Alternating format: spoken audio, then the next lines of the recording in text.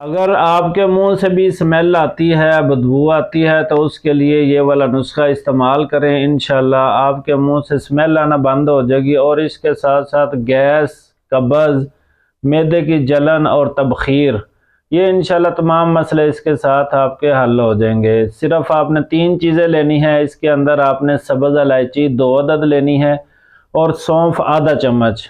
इन 2 चीज़ों को लंगरी के अंदर थोड़ा सा दरदर कर लें, बारीक कर लें और इसमें आपने 2 कप पानी डालना है और 10 पुदीने के पत्ते जो है आपने, जो ताज़ा पुदीना है वो वाला आपने लेना है, 10 पत्ते उसके डालने हैं।